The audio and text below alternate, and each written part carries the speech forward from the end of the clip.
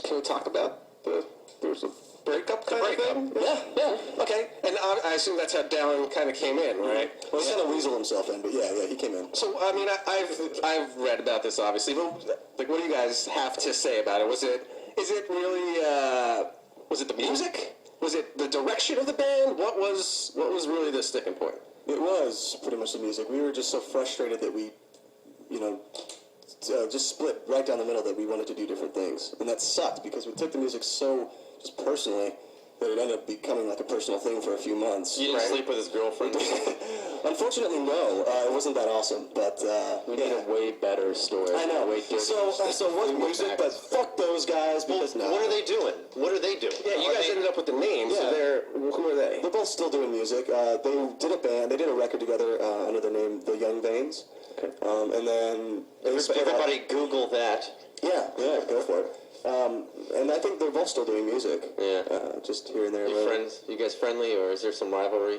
No, we talk once in a while. I haven't probably talked to them in maybe a month or two. So you wish them well, is what you're saying. Of course. it's there's no hard feelings right now.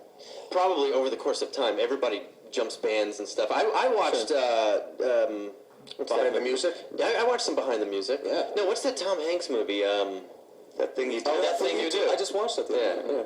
This is a very That Thing You Do-ish. I mean, you guys have like the... We were the one-hit wonder, and then it like started piling down. We're like, oh shit, this guy's gonna take this guy's girlfriend, and then... Yeah. Yeah, it wasn't as dramatic as that, but yeah. What about like stuff like the X Factor or American Idol? Are those guys musicians? Are they legitimate? I don't know. Are they, or are they just like, or is it just a karaoke contest? I don't think it's even that. No one really want a karaoke contest. The only people that watch these shows, they're interested in the stories of the contestants. That's who has the saddest story and is also moderately talented.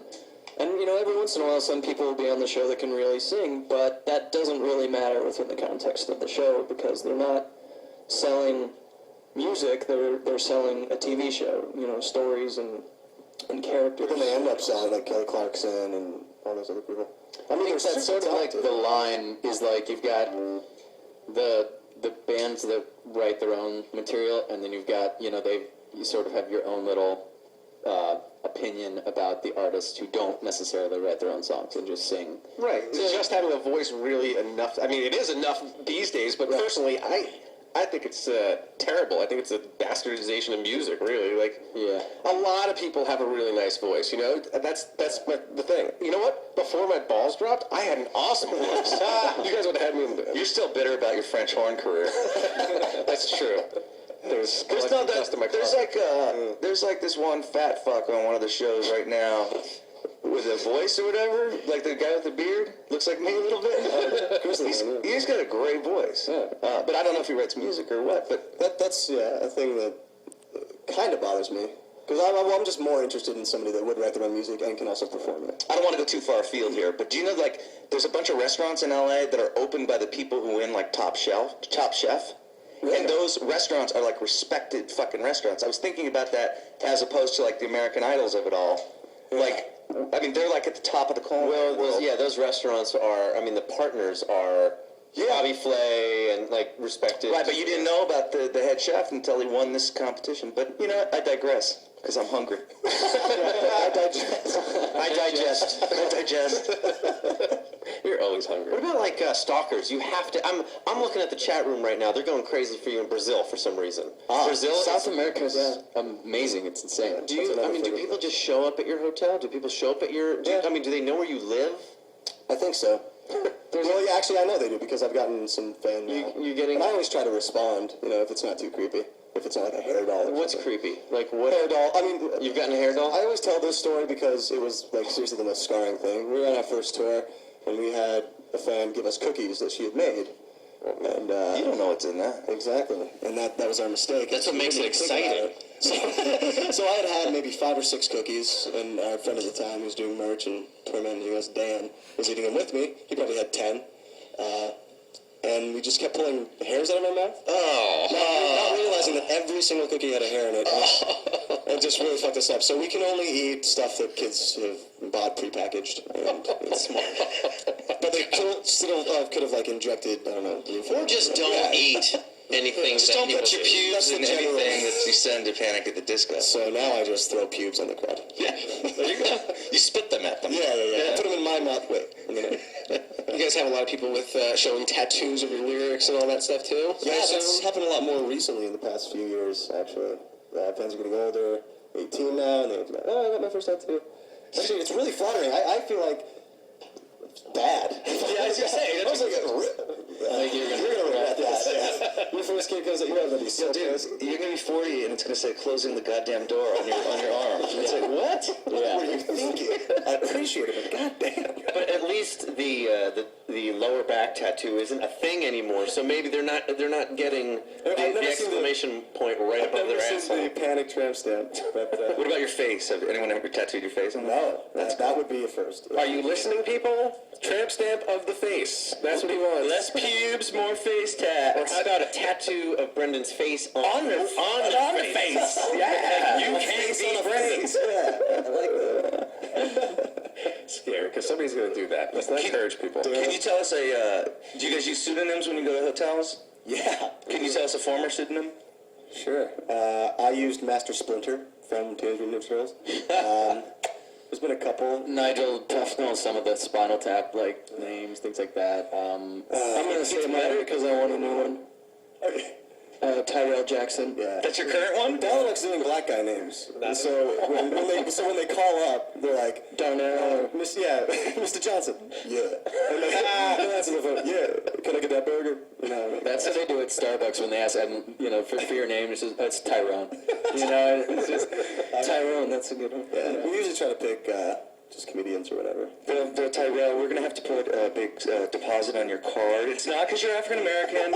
It's just, it's a procedure. Wait, that's not standard procedure?